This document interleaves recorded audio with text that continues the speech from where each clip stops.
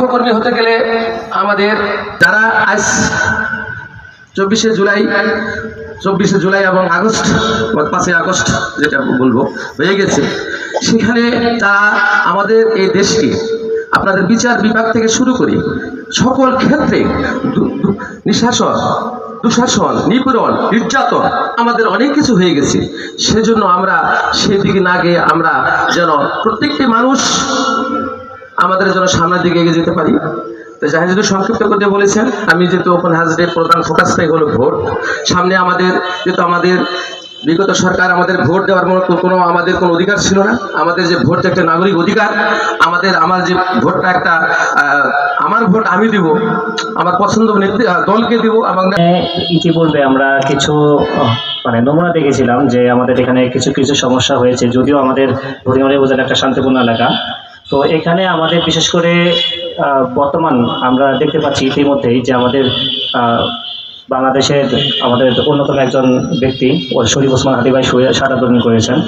তো এক্ষেত্রে দেখা যাচ্ছে দেশের প্রতিটি জায়গায় অরাজকতা সৃষ্টি করার জন্য বিশেষ করে ফ্যাসিস্ট আওয়ামী লীগ তারা বিভিন্ন উপায় উপকরণ ব্যবহার করার চেষ্টা করতেছে।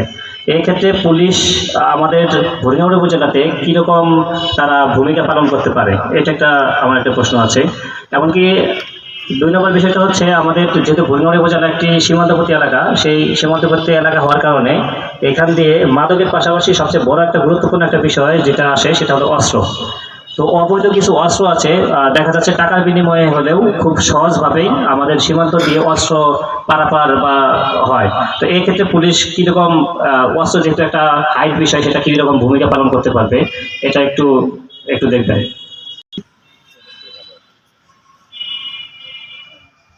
আজকের এই ওপেন হাউস ডে ভেঙামারি থানা কর্তৃক আয়োজিত এই অনুষ্ঠানে আমি জাতীয় নাগরিক পার্টি এনসিপির পক্ষ থেকে প্রতিনিধিত্ব করছি। আজকেও আমাদের এক ভাই তার মাথায় গুলি করেছে।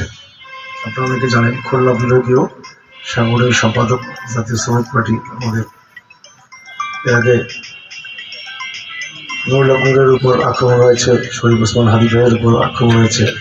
এভাবে যদি চলতে থাকে তাহলে সামনে ইলেকশনের ব্যাপারে জনমনে অনেকে এই প্রশ্ন রাখেন যে আদৌ কি আসলে সুষ্ঠুভাবে ইলেকশন সম্ভব।